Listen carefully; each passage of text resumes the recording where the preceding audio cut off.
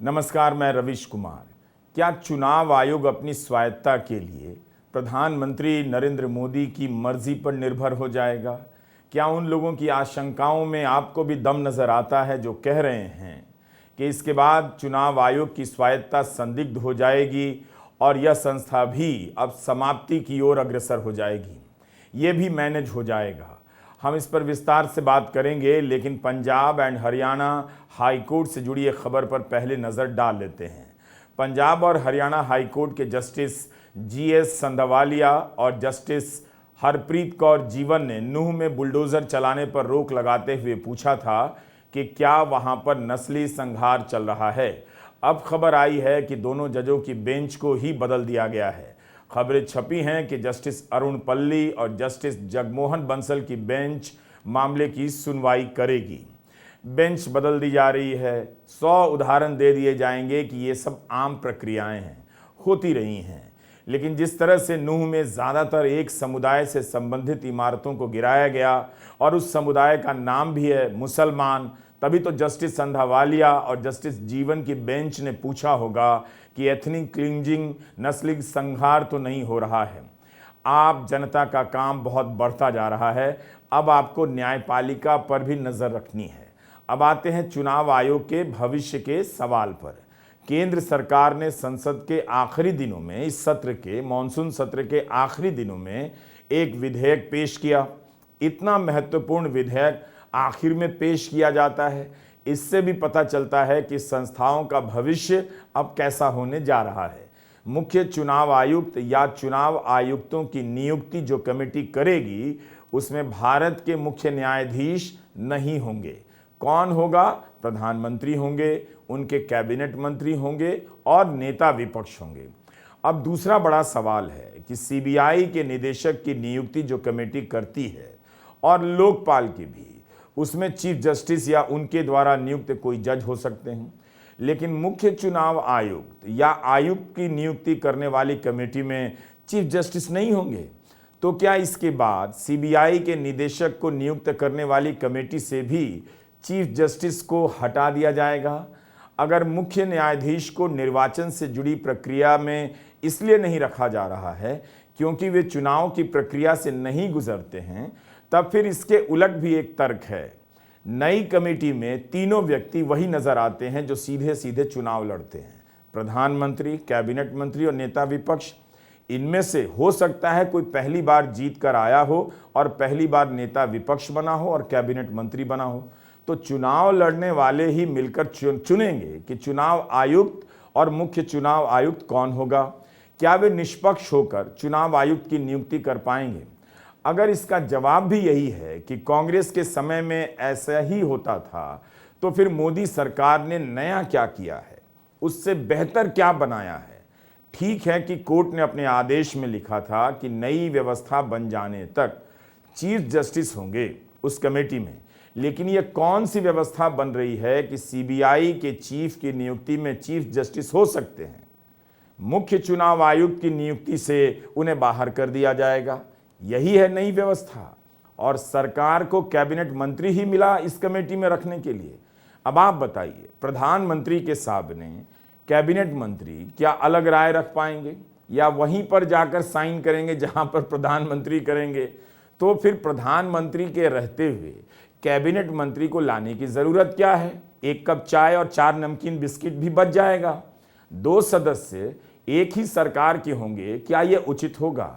इसलिए लोगों के मन में यह आशंका है कि कहीं चुनाव आयोग का टाइम तो पूरा नहीं हो गया। अब इससे जुड़ी कुछ पुरानी खबरें भी आपके सामने पेश कर देता हूं। 1990 के दशक में कानून मंत्री गोस्वामी की कमेटी ने अपनी रिपोर्ट में कहा था कि मुख्य चुनाव आयुक्त और सभी आयुक्तों की नियुक्ति में चीफ जस्टिस को होना चाहिए। चुनाव आयोग की नियुक्ति नेता विपक्ष और चीफ जस्टिस से सलाह मशवरा कर राष्ट्रपति को करनी चाहिए। 2015 में लॉ कमीशन ने लिखा कि चुनाव आयोग को स्वायत्त बनाए रखने के लिए जरूरी है कि इसके पदों पर नियुक्ति में कार्यपालिका की कोई भूमिका ना हो। गोस्वामी कमेटी ने प्रधानमंत्री को नहीं रखा था, मगर लॉ कमीशन ने प्रधानमंत्री को रखने का सुझाव दिया। अगर चुनाव आयोग के पदों पर नियुक्ति पारदर्शी तरीके से नहीं होगी तो फिर कहां होगी, तब फिर क्या बच जाएगा। इस मामले में इस सरकार का रिकॉर्ड बहुत अच्छा नहीं है। सुप्रीम कोर्ट ने ही इस खेल को पकड़ लिया था जब बिजली की गति से चुनाव आयुक्त के पद पर अरुण गोयल की नियुक्ति कर दी गई थी। चुनाव आयुक्त अरुण गोयल की नियुक्ति का मामला संविधान पीठ के सामने पहुंच गया। इसी 2 मार्च को justice K M. Joseph, justice Ajay Rastogi, justice C T. Ravi Kumar, justice Aniruddha Bose, justice Hrishikesh Roy की संविधान पीठ चुनाव आयुक्त की नियुक्ति को लेकर फैसला सुनाती है। हम अपने वीडियो का ये पुराना हिस्सा आपको फिर से सुनाना चाहते हैं।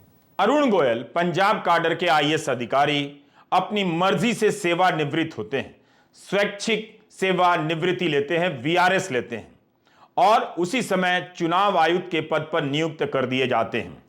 कोर्ट को शक हो गया कि 24 घंटे में कैसे किसी को चुनाव आयुक्त जैसे पद पर तैनात कर दिया जाता है। लिहाजा कोर्ट ने सरकार से कहा कि नियुक्ति की प्रक्रिया की फाइल पेश की जाए। यही नहीं, जब यह मामला कोर्ट में सुना जा रहा था उसके बीच में ही प्रधानमंत्री अरुण गोयल के नाम की सिफारिश कर देते हैं। जस्टिस अजय रस्तोगी ने पूछा कि 24 घंटे में नियुक्ति भी हो गई, इतनी तेजी से कैसे सारे पहलुओं की पड़ताल कर ली गई। किस आधार पर कानून मंत्री ने 40 में से 4 नामों को शॉर्टलिस्ट किया। कोर्ट ने कहा कि नियुक्ति की प्रक्रिया पर सरकार के जवाब से कोर्ट संतुष्ट नहीं है। जस्टिस बोस ने भी कहा कि इतनी रफ्तार से अरुण गोयल की नियुक्ति संदेह पैदा करती है। जस्टिस रस्तोगी कहते हैं कि उसी दिन प्रक्रिया शुरू होती है, उसी दिन आवेदन होता है, उसी दिन नियुक्ति हो जाती है। कोर्ट ने पूछा कि चुनाव आयुक्त नियुक्त करने की प्रक्रिया क्या है। यह कोर्ट की पंक्ति ही है कि देश को घुटनों के बल झुककर सरकार की हां में हां मिलाने वाला चुनाव आयुक्त नहीं चाहिए, यस मैन नहीं चाहिए। तो क्या सरकार यस मैन नियुक्त कर रही थी? 5 महीने पहले सुप्रीम कोर्ट चुनाव आयुक्त अरुण गोयल के मामले में पूछ रहा था कि क्या सरकार यस मैन की नियुक्ति कर रही है। जो सरकार इस तरह से चुनाव आयुक्त की नियुक्ति करती है उस सरकार के 2 नुमाइंदे एक कमेटी में होंगे, तो आपको लगता है कि स्वतंत्र रूप से चुनाव आयुक्त की नियुक्ति होगी या ऐसे व्यक्ति की होगी जो स्वायत्त होगा। कुछ महीने पहले का रिकॉर्ड बता रहा हूं। कोर्ट के ही सारे शब्द हैं कि आप यस मैन को चुनाव आयुक्त नहीं बना सकते हैं। आगे आप सुनिए, तब कोर्ट ने अरुण गोयल की नियुक्ति पर अपने फैसले में क्या कहा था, यह भी पुराने वीडियो का हिस्सा है। संविधान पीठ के फैसले में लिखा है कि इस नियुक्ति के संदर्भ में कुछ खास चीजों को नोटिस किया जाना चाहिए। 15 मई 2022 से यह पद खाली पड़ा हुआ था। 17 नवंबर को संवैधानिक पीठ ने प्राथमिक तौर पर सुनवाई की और अगले ही दिन यानी 18 नवंबर को भी सुनवाई हुई। अंतरिम याचिका पीठ के सामने लंबित थी। तभी संबंधित अफसर की सिफारिश को कानून मंत्रालय आगे बढ़ाता है। प्रधानमंत्री अनुशंसा यानी मंजूरी देते हैं। मर्जी से रिटायर होने के आवेदन को मान लेते हैं। रिटायरमेंट के 3 महीने बाद तक कोई भी पद ना लेने की शर्तों में रियायत दे दी जाती है और राष्ट्रपति नियुक्ति के आदेश जारी कर देते हैं, नोटिफाई कर देते हैं। यह सब एक दिन में किया जाता है। इसमें कोई शक नहीं कि ऐसी नियुक्तियों पर रोक के अंतरिम आदेश नहीं थे, लेकिन उसी समय एक याचिका कोर्ट के सामने थी जिसमें मांग की गई थी कि खाली पदों को स्वतंत्र इकाई के जरिए भरा जाना चाहिए। उस वक्त कोर्ट ने यह भी कहा था कि हमें थोड़ी हैरानी है कि अगर अफसर को आयुक्त के पद पर नियुक्त करने की जानकारी नहीं होगी तो उन्होंने 18 नवंबर को ही स्वेच्छा से सेवानिवृत्ति का आवेदन क्यों दिया। उस समय जस्टिस सी.टी. रवि कुमार ने सरकार से पूछा कि हमेशा किसी नौकरशाह को ही चुनाव आयुक्त क्यों बनाया जाता है। कोर्ट ने यह भी पूछा कि क्या रिटायर होने वाले अधिकारियों को चुनाव आयुक्त बनाना सही है। इस समय इन बातों को याद करना बहुत जरूरी है, क्योंकि चतुर पत्रकार लिख रहे हैं कि सभी सरकारें चुनाव आयोग का अपने हिसाब से इस्तेमाल करती रही हैं। जैसे अब फिर से हो जाए तो बहुत नॉर्मल बात है, लेकिन ये सारे पत्रकार अरुण गोयल को लेकर सुप्रीम कोर्ट के सवालों और टिप्पणियों को याद नहीं कर रहे हैं, आपको याद नहीं दिला रहे हैं। कि प्रधानमंत्री नरेंद्र मोदी यह सब क्यों कर रहे थे। 4 दिनों तक सुनवाई चली थी सुप्रीम कोर्ट में और कोर्ट ने कहा था कि चुनाव आयोग की नियुक्ति में क्या क्या सुधार होने चाहिए। तब जाकर कोर्ट ने ये आदेश दिया था कि चुनाव आयुक्तों की नियुक्ति भारत के राष्ट्रपति द्वारा प्रधानमंत्री और लोकसभा में विपक्ष के नेता या सबसे बड़े विपक्षी दल के नेता और भारत के मुख्य न्यायाधीश की एक समिति की सलाह पर की जाएगी। अब सरकार कानून बनाने जा रही है। चीफ जस्टिस को इस प्रक्रिया से हटा दिया गया है। कैबिनेट मंत्री उनकी जगह पर लाए जा रहे हैं, जो जाहिर है प्रधानमंत्री ही मनोनीत करेंगे और वो वही करेंगे जो प्रधानमंत्री करेंगे। फिर उस कमेटी में अलग से कैबिनेट मंत्री को बिठाने की क्या ज़रूरत है। पूर्व मुख्य चुनाव आयुक्त एसवाई कुरैशी ने लिखा है कि सबसे पहले कैबिनेट सचिव के नेतृत्व में एक सर्च कमेटी बनेगी जो 5 नामों का चयन करेगी। पीएम, कैबिनेट मंत्री और नेता विपक्ष की कमेटी इन्हीं 5 नामों में से किसी एक को मुख्य चुनाव आयुक्त के लिए चुनेंगी। अब आपको हम कैबिनेट सचिव का भी हाल बताए देते हैं, क्योंकि एसवाई कुरैशी ने अपने लेख में इसका हाल नहीं बताया है। इनकी नियुक्ति देखिए या पदस्थापना देखिए किस तरह से होती है।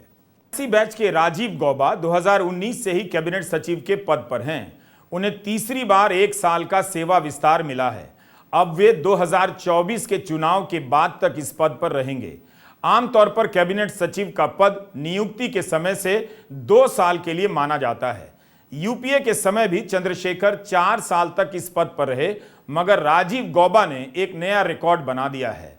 वे कैबिनेट सचिव के पद पर सबसे लंबे समय तक रहने वाले पहले भारतीय होंगे। आप सोचिए, 1983, 1984, 1985, 1986 बैच के किसी वरिष्ठ और योग्य आईएएस अधिकारी को इस पद पर पहुंचने का मौका नहीं मिला होगा। यह भी हमारे पुराने वीडियो का हिस्सा था। अब जब कैबिनेट सचिव की नियुक्ति इस तरह से होगी तो फिर बताइए कि इनकी सर्च कमेटी में 5 नाम किस तरह से लाए जाएंगे। होना तो नहीं चाहिए, मगर व्यवस्थाएं अब इतनी ध्वस्त हो गई हैं कि किसी अफसर की स्वायत्तता नजर नहीं आती है। इतनी जल्दी विश्वास नहीं होता है। सचिव के पदों पर जब यस मैन ही होंगे तो जो भी उनमें से चुना जाएगा चुनाव आयुक्त के लिए या मुख्य चुनाव आयुक्त के लिए, वो यस मैन ही होगा। केंद्र सरकार की नई व्यवस्था से सुप्रीम कोर्ट के सवालों के जवाब नहीं मिलते हैं। सबसे बड़ा सवाल यही है। आपने खुद देखा कि कैबिनेट सचिव का उदाहरण किस तरह से दिया गया, उनकी सेवा किस तरह से बढ़ाई जा रही है। चुनाव आयुक्त अरुण गोयल की नियुक्ति को लेकर सुप्रीम कोर्ट ने क्या क्या कहा है, देखा ना। यह 25 मई 2021 की ट्रिब्यून की खबर है। सुप्रीम कोर्ट के तत्कालीन चीफ जस्टिस एनवी रमन्ना ने कोर्ट का ही एक पुराना आदेश निकाल कर दिखा दिया कि जिन अफसरों के रिटायर होने में 6 महीने बचे हैं उन्हें सीबीआई के निदेशक के पद पर नहीं नियुक्त किया जा सकता है। ट्रिब्यून अखबार ने सूत्रों के हवाले से ये लिखा था कि उस समय एनआईए के चीफ वाईसी मोदी और बीएसएफ के महानिदेशक राकेश अस्थाना का नाम चल रहा था। इन दोनों की सीबीआई के निदेशक पद पर नियुक्ति नहीं हो सकी। तब निदेशक की नियुक्ति करने वाली कमेटी में विपक्ष के नेता अधीर रंजन चौधरी चीफ जस्टिस की तरफ हो गए थे। यह भी सूत्रों के हवाले से ट्रिब्यून ने लिखा है। अगर आप मोदी सरकार के दौर में चोटी के पदों पर नियुक्ति का हाल देखेंगे, उनकी सेवाओं के विस्तार का हाल देखेंगे, तो एक ही जवाब मिलेगा कि पहले से ही होता रहा है, तो अब ये गलत नहीं है। इसका जवाब नहीं मिलेगा कि जो हो रहा है और वो कोर्ट की नज़र में ही गलत है, तब फिर क्यों होता जा रहा है। इस आधार पर पारदर्शिता की उम्मीद तो आप बिल्कुल ना करें। 11 जुलाई को सुप्रीम कोर्ट ने प्रवर्तन निदेशालय ईडी के डायरेक्टर संजय कुमार मिश्रा के कार्यकाल बढ़ाने को गैर कानूनी कहा था। गैर कानूनी। उनका तीसरी बार कार्यकाल बढ़ाया गया था, मगर केंद्र सरकार सुप्रीम कोर्ट फिर से पहुंच गई कि कम से कम 15 अक्टूबर तक इस पद पर बने रहने दीजिए।